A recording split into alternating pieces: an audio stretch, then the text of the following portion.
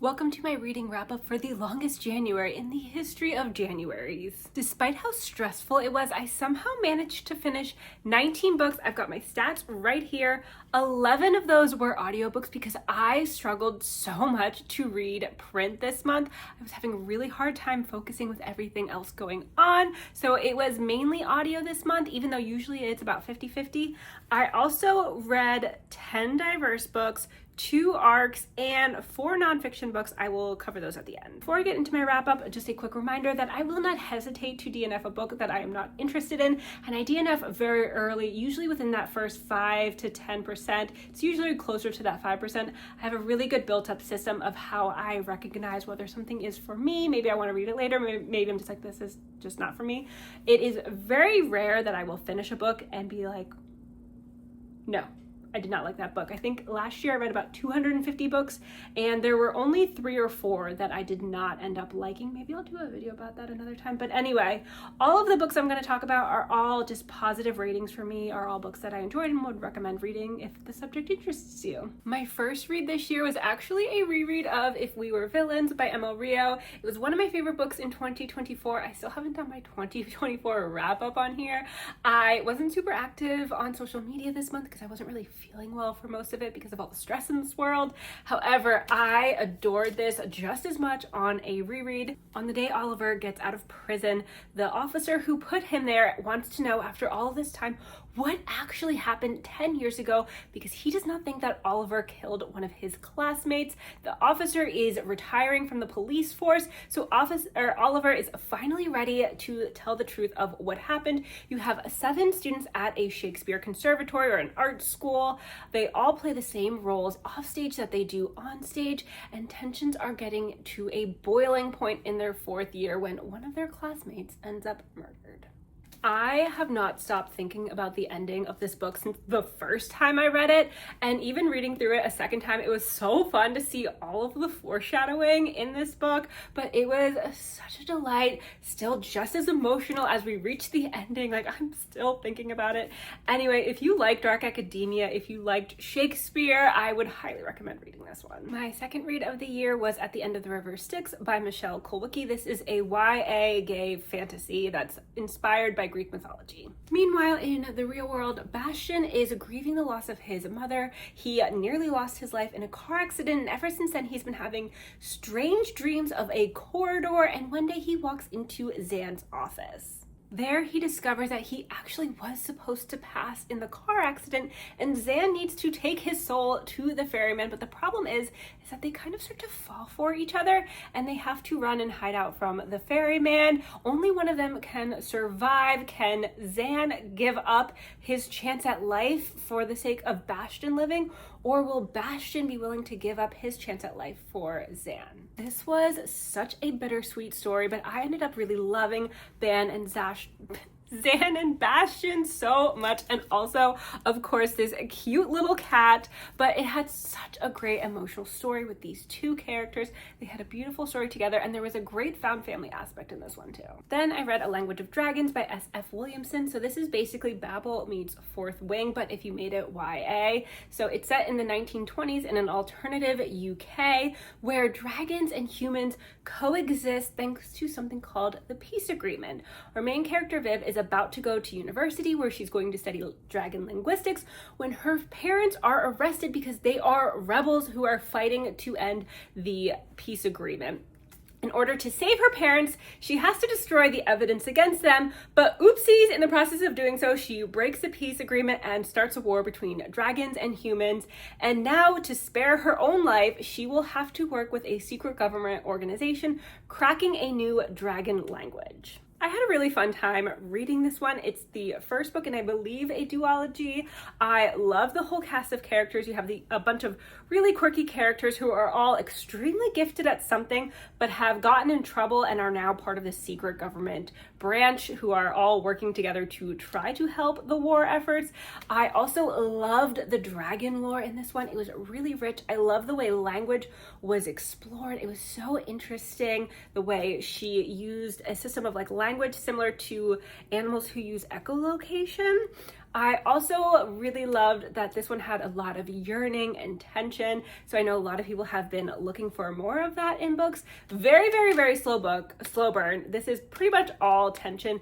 I will say this one is being marketed as a dark academia enemies to lovers, and I will say that's not really very accurate. Although I comp it to Babel, I'm doing so because of the linguistics aspect. I wouldn't say this is dark academia because it doesn't take place in a university as setting. So I think that's a pretty important element for dark academia.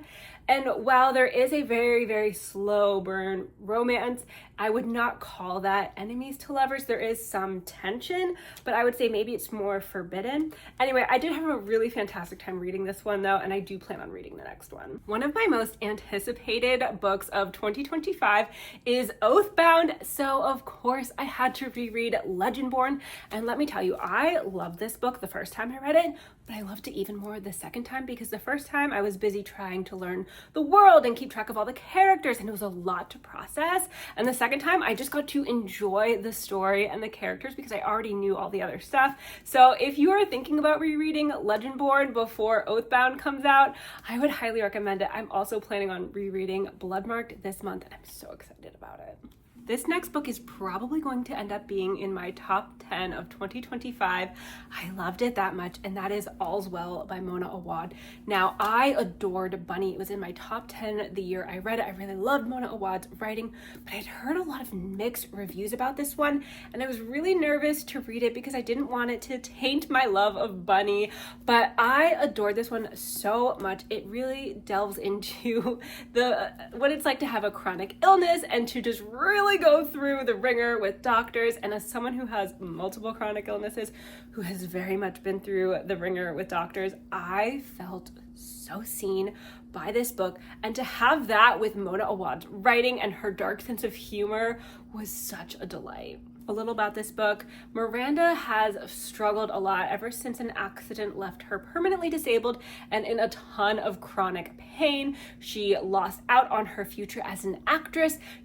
Her marriage fell apart, and so she's been really struggling, and now she might lose her job as a university theater director. She wants to put on a production of All's Well That Ends Well by Shakespeare, but her cast really wants to put Macbeth on, and there's a lot of tension there. Then she meets three strange benefactors who offer her a promise for the future. They also have an eerie amount of knowledge about what happened to her. So these three options are: 1, the show goes on as normal; 2, her rebellious students get what's coming to them; and 3, her doubted invisible pain takes center stage. I also managed to read The Only Survivors by Megan Miranda. This is a thriller that has been on my shelf for a long time. So 10 years ago, 2 vanfuls of students went over a ravine. Many of them lost their lives. Initially, there were 9 survivors. However, a year later, 1 died by self-termination. And so after that, the remaining survivors decided that once a year, they were going to all get together in the Outer Banks to support one another and remember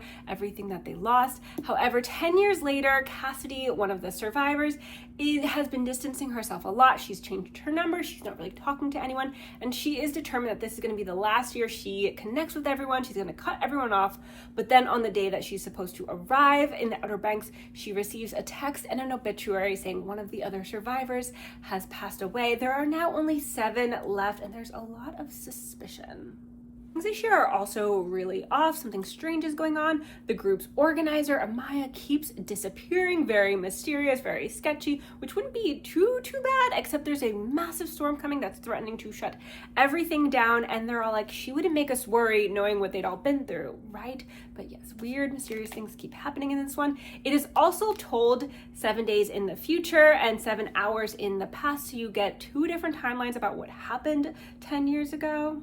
I really like the concept of this one. I love a dual timeline where it's like something shady happened in the past and now it's coming to surface in the present timeline. The characters were all really interesting. I did have a little bit of trouble keeping track of some of them, even though there were only 7 of them really in the story, but it flipped around a bunch. I also just think I read this during the wrong time of the year. I don't know what was making me pick up a thriller. I tend to enjoy mysteries and thrillers more in the summer and in the fall. I do think because this one took place at the Outer Banks, it's at a beach, I think it would have been better to have read it during the summer. But other than that, I did think it was a pretty solid thriller. I can't talk. Anyway, I do think it was a pretty solid thriller. There were some good twists in it, but yeah. Anyway, overall, I do wish I had saved this one for the summer though. This next one is for the cozy fantasy lovers, and that is The Teller of Small Fortunes by Julie Leong. Tao is an immigrant fortune teller who travels the countryside selling small fortunes for a small price because she knows from past experience that the bigger the fortune, the bigger the risk. She doesn't like to stay in one place too long because as her fortunes come true, people tend to want more and more, so she flits around from town to town. On her way, she runs into a former mercenary and a semi-reformed thief and an aspiring baker, and together they all travel the countryside in search of a lost little girl. This one had such a lovable cast of characters. They all had such a unique background, all had a unique perspective and voice, and the way they all interacted with each other was so great and such a pleasure to read. The found family vibes in this one were wonderful. I also just really loved Tao as a character. She was so sympathetic.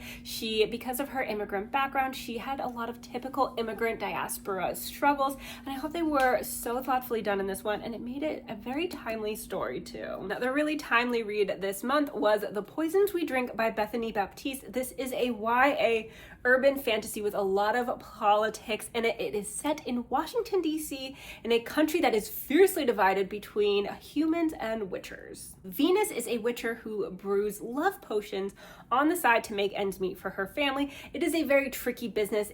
There are a lot of side effects from brewing love potions. It's very painful, and it is extremely dangerous because if she gets caught, that will mean either a prison or a death sentence. However, when an enemy force kills her mother, her whole world implodes. She has to take care of her reckless sister, and she has to find a way to get justice. So when the Grand Wizard of her coven offers her a chance at justice, she jumps on it. She has to brew love potions to give to the Washington elite to keep them from passing harmful witcher laws.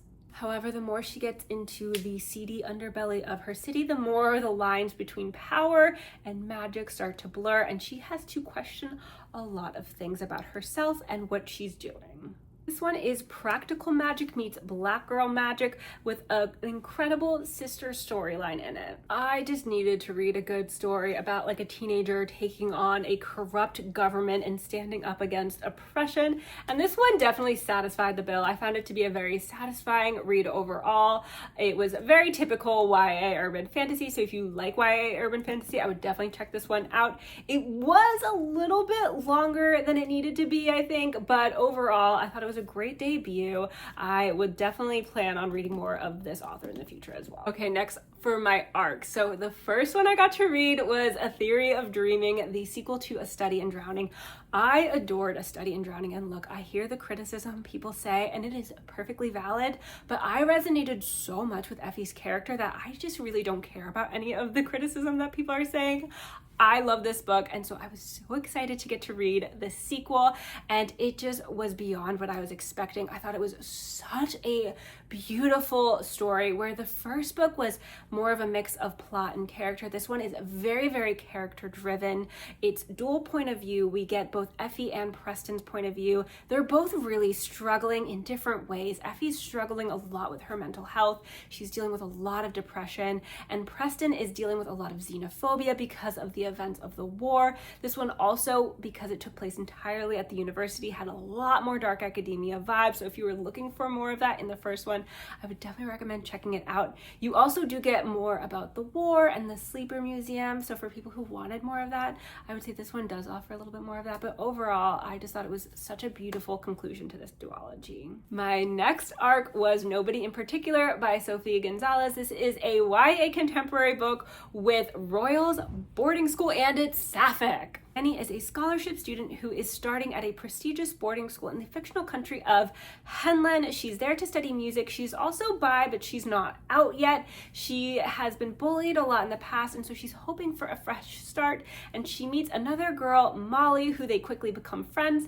However, Molly is in the in crowd there. She's friends with Princess Rose, but there's some tension there between Rose and Molly, and so Danny keeps finding herself drawn to Rose, but she doesn't want to sacrifice her friendship with Molly because of it.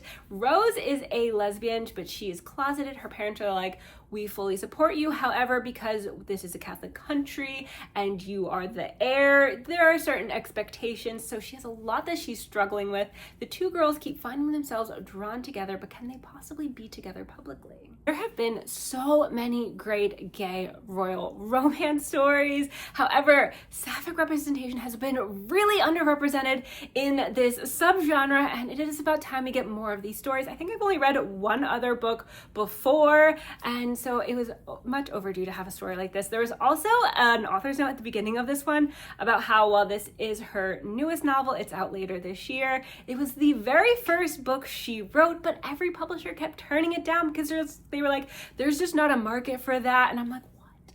You mean we could have had this sooner? Anyway, I thought it was a really great story. It was a very YA story, but if you like YA contemporary, this one had a lot of heart in it. The characters were all really great, and overall, if you are looking for a sapphic royal romance, I would recommend picking it up. I read a lot of really heavy nonfiction this month, and after that I wanted to just read a very lighthearted, fun romance novel, and so to me, Jasmine Guillory is a great author for that. I read Royal Holiday. Even though it takes place over Christmas, I was like, you know what? It's January, it's cold, I could use a little cheer in my life. Vivian has only ever been out of the country one time in her life, so when her daughter Maddie invites her on a trip to the UK, she jumps on it. Maddie works in fashion and she's going to be a guest of the royal family for the Christmas holiday. While Vivian is there, she's like, I'm just gonna do my own thing, do some sightseeing. She meets Malcolm. Malcolm has worked for the royal family for years. However, he's never given a tour before. It's not really in his job description, but when Vivian would like a tour, he decides to offer it to her. The two quickly fall for each other, but the problem is that Vivian is only there for a short time and they live an ocean apart. It was exactly what I was hoping it would be. It was lighthearted, it was fun, it was cute. I also love that the characters were middle-aged. I don't really read a lot of middle-aged romance, so that was very refreshing. Both Vivian and Malcolm have spent their entire lives dedicated to their careers, to taking care of family members, and so I loved getting to see them finally prioritize themselves. Anyway, if you're looking for a cute, fun romance to read, I would definitely recommend checking it out. Another great romance I read was The Truth According to Ember by Danica Nava. I love this one. Ember is a Chickasaw woman. She's having a really tough time trying to find a job, so she decides a few little white lies won't hurt. She's gonna exaggerate her skills, say she has a degree when she didn't, and she's gonna check that white box instead of Native American, and instantly she gets a job. She's fantastic at it despite the fact that she doesn't have the degree that they wanted. However, these little white lies start to add up, and then she meets a guy at work who works in IT. His name's Daniel, and he is also Indigenous, and she starts to fall for him, but will her castle of lies come crumbling down? This was again another really fun romance I read in between reading some of these heavier nonfiction books. It was fantastic. I loved the voice, the characters. I definitely plan on reading more of this author in the future. The last romance book I read this month was not another love song by Julie Soto. This is my first Julie Soto book, and I had a great time. All I knew going into it was rivals to lovers, and I was like, give it to me. I love rivals to lovers. It is my favorite trope, and this one did not disappoint. Gwen and Xander are both string instrument players, but they come from very different backgrounds, and Gwen is getting further along in the world of music. It was such a delight. I had a great time reading it. I loved the chemistry between the two characters. I thought they were both really interesting. I liked both of their story arcs.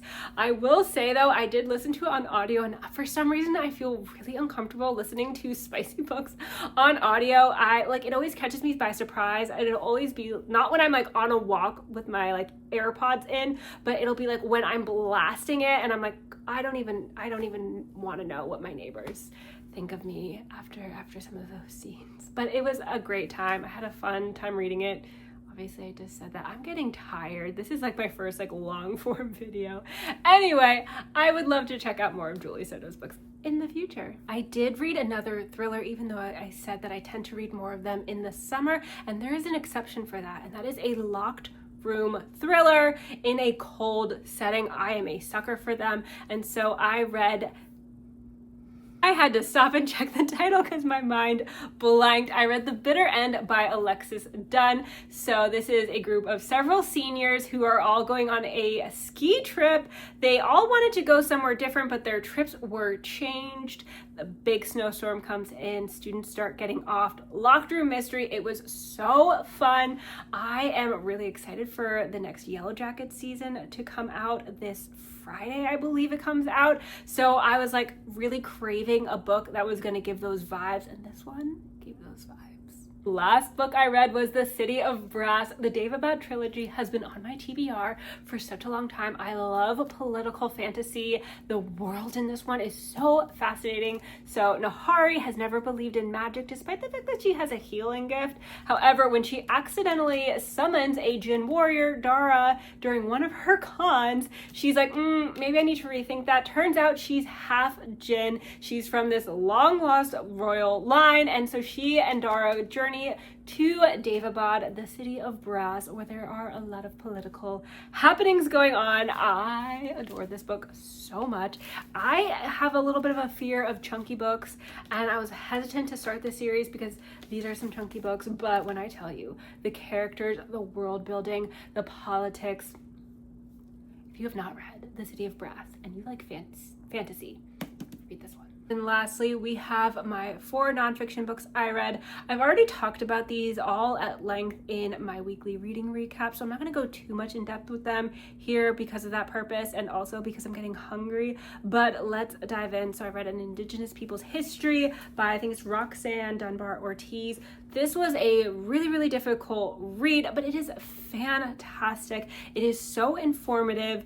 I'm like, how did I not learn a lot of this sooner? Even if you are familiar with a lot of Indigenous history, she goes so much more in depth than anything I've learned in school. And aside from studying it in high school, I have a related area in history from college. And so it was so thorough, so well done. Very difficult to read, but I would definitely recommend it. Another really difficult read was Men Who Hate Women by Laura Bates. This is all about toxic masculinity and the manosphere and all of the very different subtypes, and she goes so in depth with it. She also just talks about how horrifyingly easy it is for young men to fall down this pipeline.